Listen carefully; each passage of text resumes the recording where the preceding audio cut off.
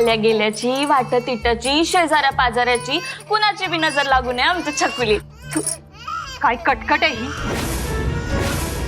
एवढी रडते ही कार्टी तर तिचं तोंड का मिटवत नाही तुम्ही. जरा सुद्धा शांतता नाहीये इथे. कुठली कुठली जनावरं भरलीत काहीच कळत नाहीये. लायकी नाहीये त्यांची सुद्धा मनमानी चाललीये. कोण कुणाचं बाळ हे कशासाठी आहे इथे. कुठल्या बेवारस औलादी इथे आणून ठेवल्यात या तारा.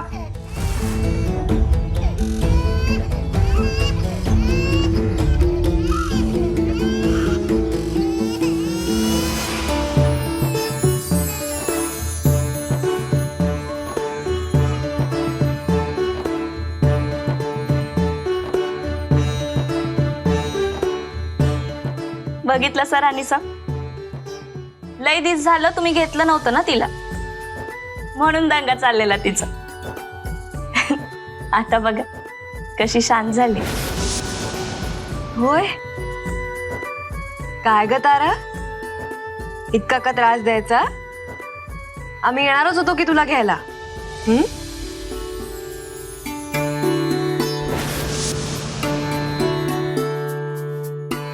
घे म्हणजे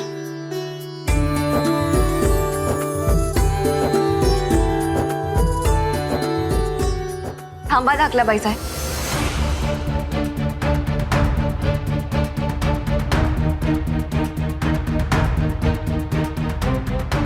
हे बाळ कोणाचं आहे इथे कशासाठी आणलं याबद्दल आपल्याला काहीही माहित नसेल. माहित करून घेण्याची तसदी आपण दाखवली नसेल. पण ऐका स्वराज्यासाठी झुंज देऊन प्राणार्पण करणाऱ्या एका मर्द मावळ्याची मर्दानी पोरे ही. आम्ही जिंजीस येत असता हापशांच्या कैदेत अडकलो. तिथे या हिराजीने आपलं रक्त सांडलं आणि आम्हास वाचवलं.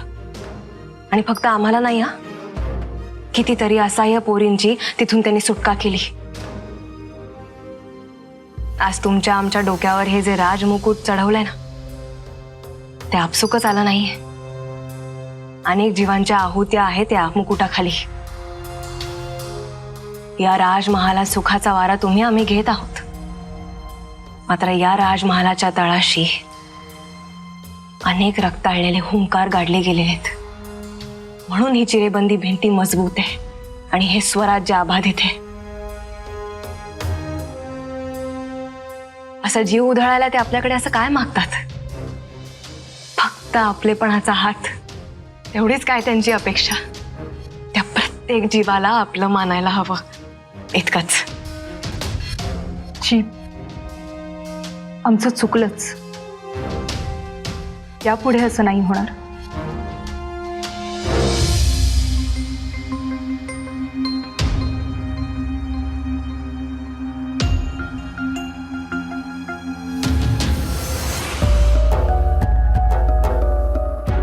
आमचं हक्काचं असं काही नाहीच. आमच्याच घरी आम्ही इतरांची मुजोरी करायची. आता यांच्या मोलकरणींनाही आम्ही मुजरे घालायचे. हसू हसू अगं काय एवढी चिडचिड करतेस तू. मग काय करू. आम्ही तुला इथे बोलावून घेतलं पण तूही काही कामाची नाहीयेस. पावला पावलावर आम्ही अपमान झेलतो आहोत. हसू वसू जरा शांत हो तू. हा शांत हो. ये बस अशी. वसू अगं अशी चिडचिड करून काहीही उपयोग होणार नाहीये. अगं तू राणी आहेस. राणी सारखे मोठे डाव खेळायचे आता. अगं असल्या कसल्या साध्या गोष्टींमध्ये अडकून पडतेस ग तू. कसला मोठा डाव. वसू मी तुला सांगितलं होतं राजांचं लग्न आणि त्यांची नाती हे एक फक्त राजकारण असतं आणि आपणही त्यात फक्त राजकारणच करायचं. नात्यामध्ये राजकारण म्हणजे आता आपल्याला एक मोठा डाव खेळायचा आहे. डाव. वसू राजाराम राजे वतनदारीचा निर्णय घेतायत ना. आम्हास असे वाटते की आज घडीला वतनदारी पुन्हा सुरू करणं अपरिहार्य आहे. राजे, वतनदारी पुन्हा सुरू करण्याचा आपला निर्णय योग्यच आहे बरं का. मग हा एक महत्वाचा मुद्दा ऐरणीवर येतोय आणि यात तारा राणी आणि राजाराम राजे यांच्यात नक्कीच मतभेद होणार आहेत. आणि वसू, याच संधीचा आपल्याला फायदा घ्यायचा आहे. हे बघ वसू, तुला आता फक्त एकच काम करायचंय.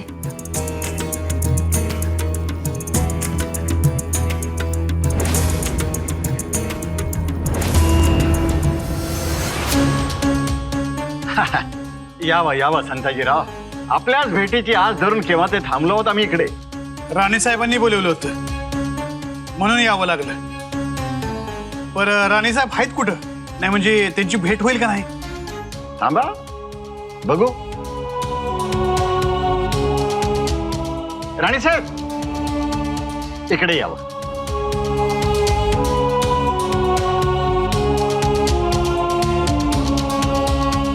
हे आपल्या भेटीसाठी आले आहेत. आमच्या काहीतरी काय बोलताय प्रल्हाद. आमचा हुकूम म्हणजे तारा राणीसाहेब. या राणीसाहेब हो हो, असं काय करताय सर सेनापती? अहो, या देखील राणीसाहेबच आहेत. हो अहो, दौलतीचे प्रश्न तुम्ही यांच्या समोर सुद्धा मांडू शकता. हा?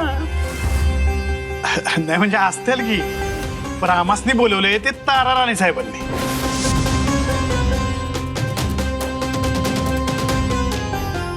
संताजीराव, मुजरा राणीसाहेब, अगदी योग्य वक्तास पावलात. चलावे. या बघा आल्या राणीसाहेब. येतो आम्ही.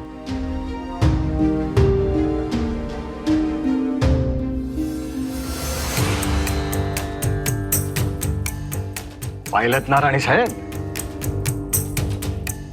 संताजीराव मुजरे करतात फक्त समशेरीला.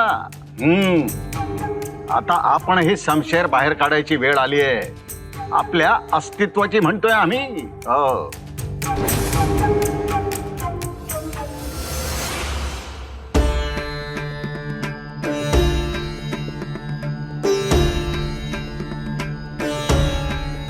राणीसाहेब, कसले विचारत आहात? आहेत काही संकल्प. राजे, आम्ही संताजीरावांना विशाळगडाहून इकडे बोलावून घेतलंय एका मगरूर वतनदाराचा खात्मा करायला. वतनदाराचा? राजे, एक एक वतनदार त्या औरंगजेबाच्या गोटात चाललेत. त्यांना चाप लावायला हवा, तरच त्या औरंगजेबाला वेसण घालू शकू आम्ही. राणीसाहेब, औरंगजेबाला वेसण घालायची असेल तर त्याच्याकडे जाणारे वतनदार आपल्याकडे वळवायला हवेत. त्यासाठी वतनदारीचे कागद मोकळे करायला हवेत. या बाबतीत आम्ही काही निर्णय घेतलाय. निर्णय घेतलाय म्हणजे? आम्ही वतनदाऱ्या मोकळ्या करणार आहोत राणीसाहेब. असं नाही करता येणार राजे. असं झालं तर शिवछत्रपतींच्या संकल्पाला सांगितलं ना राणीसाहेब, निर्णय झालाय.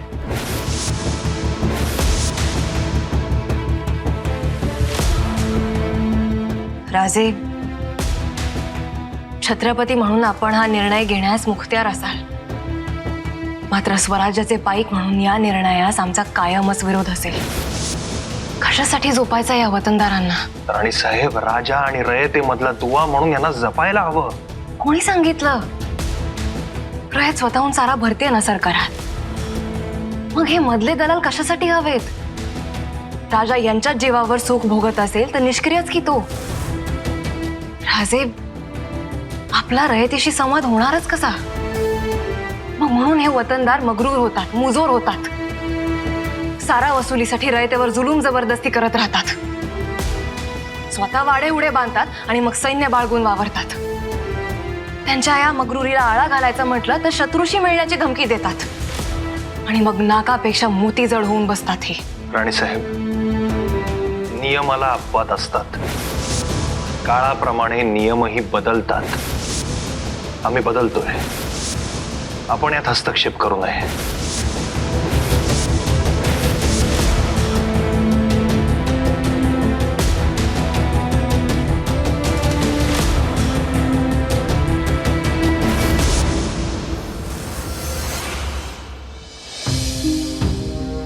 इकडे फक्त मोकळी हवा आहे. माणसांचं उभग नाही, राजकारणातली कोंडी नाही.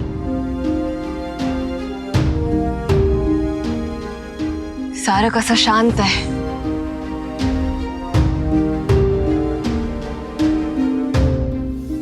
काय झालं राणीसाहेब? चिंतत दिसतात जणू. संताजीराव, जेव्हा सर्वसामान्य माणूस देवाच्या दारी जातो तेव्हा आपल्या आडी अडचणी सुखदुःखांची ओझी तो देवाच्या पायावर वाहतो. तिथून मोकळ्या मनाने बाहेर पडतो. मात्र ती ओझी वाहून देवाचे पाय जड होतात. रयत राजालाही असंच देव मानते. त्यामुळे या रयतेच्या चिंता काळजींची ओझी आम्हालाच व्हायला लागतात. आज थोडे हे जडावलेले पाय मोकळे व्हावे म्हणून इकडे आलो आम्ही. खंडो, जी राणीसाहेब. आम्हाला जुल्फिकार खानाचा वेढा पाहायचा आहे. म्हणजे तो कसा, कुठून आणि कुठपर्यंत पसरलाय. राणीसाहेब, उत्तरेच्या टोकापासून पूर्वेपर्यंत त्यांच्या छावण्या पसरल्यात. समुद्राची मागची बाजू सोडल्यास त्यांनी तिन्ही बाजूंनी आपल्याला वेढलेलं आहे. राणीसाहेब, ती समधी ढेपाळलेली मेंढर आहेत बघा. आम्ही त्याच वेळातनं मुसुंडी मारून काल वर आलो ना. एकानं बी माझ्या वाट्याला जायचं धाडस केलं नाही. खरंय, गेले कित्येक वर्ष ही सेना लढते. मात्र आपण त्यांना स्वराज्याची चिमूटभर माती सुद्धा हाती लागू दिली नाहीये. त्यामुळे सुस्ती तर चढणारच. घरादारापासून असं परागंदा होऊन परमुलखात असं राहणार किती. संताजीराव, काय झालं राणीसाहेब? त्या मुली.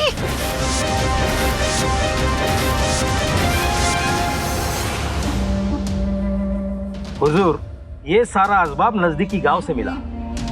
बहुत खूब. सौदागरों के पास बेशकीमती जवाहरात मिले, पर किसानों के यहाँ अनाज की कमी है हुजूर. अनाज की कमी क्यों? हुजूर, गर्मी के दिन होने की वजह से अनाज नहीं मिल रहा. सब कुछ खत्म हो चुका है. कुछ भी हो जाए, हमें अनाज चाहिए. वो ताराबाई और राजा राम को कैद करने के लिए कई दिनों से हम डेरे डाल बैठे हैं. अगर अनाज नहीं मिला तो हमें डेरे उठाने पड़ेंगे. हम कोशिश करते हैं. कोशिश नहीं, लोगों को मजबूर करो, लूटो उन्हें. तभी वो ताराबाई और राजा राम नाक रगड़ते हुए यहाँ आएंगे. जी हुजूर.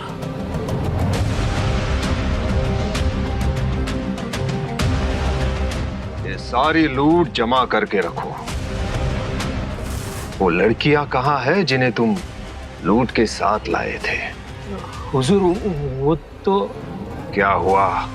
भाग तो नहीं गई? नहीं हुजूर. हुजूर, आप ही ने तो कहा था वो दोनों लड़कियां इन दोनों का तोहफा है. इन्होंने लुफ्त उठा लिया हुजूर. कसूर माफ हो हुजूर. अरे तो फिर इसमें शर्मिंदा होने की क्या बात है? तुमने मजे उठा लिए, काफी है.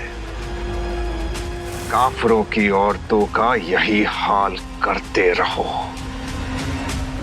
कुछ भी करके हमें उन मरहट्टों को मजरूह करना है.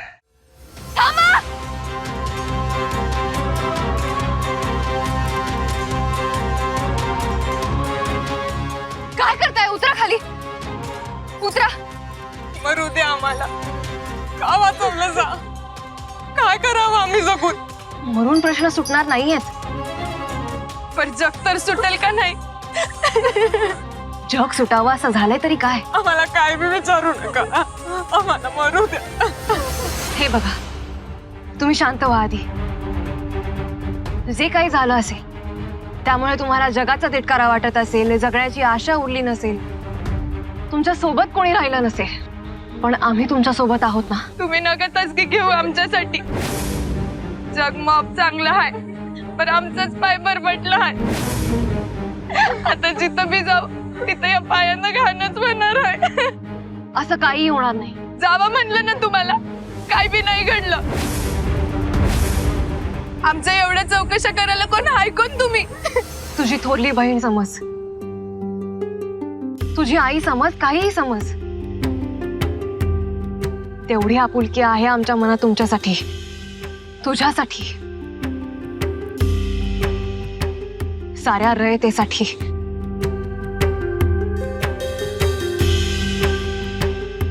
रयतेशे कोण ऐकून तुम्ही? तारा राणी.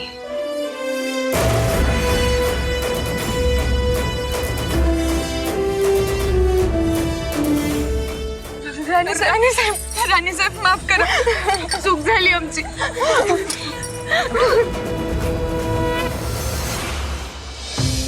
आता तरी सांगाल काय झालं होतं ते?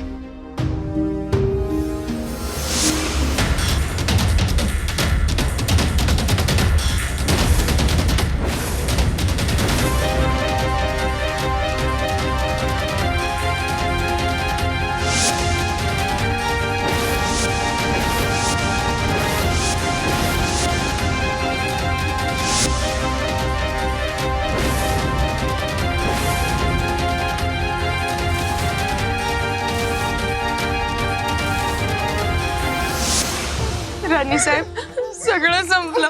काय? कोणी केलं हे अधम कृत्य?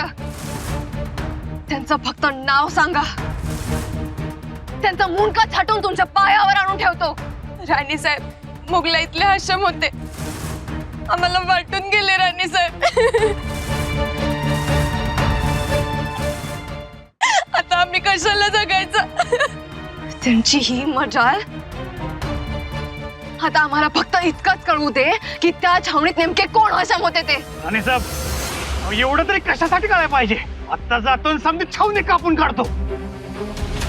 त्यात तो जो कोणी असेल तेव्हा समशेरेखाली चिरडला जाईलच की. नाही संताजी, आता ताईपणा नको. थोडं विचारानं पाऊल टाकावं लागेल. आत्ताच आपण जुल्फिकाराशी सलोख्याचे बोल लावलेत. आपणच हातापायी केली तर विश्वास साधता येणार नाही. राणीसाहेब, सध्याची परिस्थिती अनुकूल नाहीये. आपण यात न पडणं हेच योग्य आहे. सलोखा दोन्ही बाजूनी टिकवावा लागतो खंडोजी. विश्वास दोन्हीकडून द्यावा लागतो. राजरोसपणे आमच्या आया बहिणींचे पदराचे खेचले जात असतील तर आम्ही काय असं शांत राहावं? त्यांना कोणी वालीच नाही असा अर्थ होईल मग त्याचा. ही वेळ योग्य नाही हे जरी खरं असलं तरी त्या नराधमांना सजा दिल्याशिवाय आम्ही स्वस्थ बसणार नाही. राणीसाहेब, हेही साध्य करता येईल, पण सध्याच्या घडीला या मुलींना त्यांच्या घरी सुखरूप सोडणं हे महत्वाचं आहे. नाही राणी साहेब, आम्ही कुठं बी नाही जाणार. राणी साहेब, का असं नको बोलू. हे बघा, जे झालं त्यामध्ये तुम्ही स्वतःला दोषी मानू नका. सारं ठीक होईल. चला घरी चला. कुठलं घर राणी साहेब? आमच्या नवऱ्याने आम्हाला घरामधून हाकलून दिला, म्हणून तर आम्ही जीव द्यायला निघालो.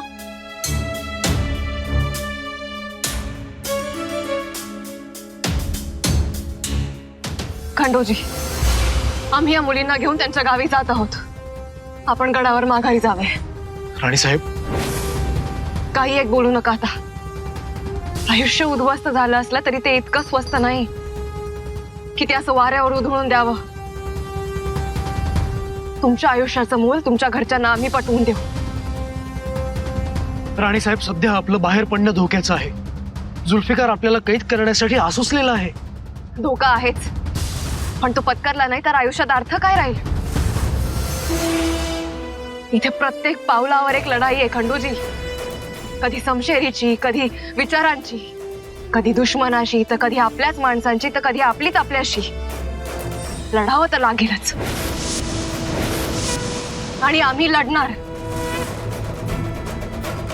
स्वराज्यातील प्रत्येक स्त्रीमध्ये आम्हाला आमचं प्रतिबिंब पाहायचं तर तितका जीवही ओतावं लागेल प्रत्येकामध्ये.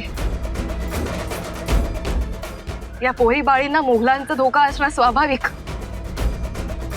पण आपलेच इथे वैर होत असतील तर काय करावं त्यांनी? ही लढाई आता आम्हाला त्यांच्यामध्ये भिनवायची. माणूस म्हणून त्यांना त्यांचं जगणं नव्याने द्यायचंय.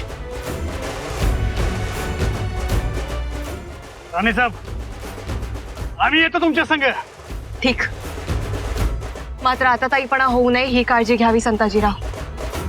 दुश्मनाचा नकाब घालून आपलीच माणसं आपल्या समोर असतील, त्यांचा दुस्वास होऊ नये.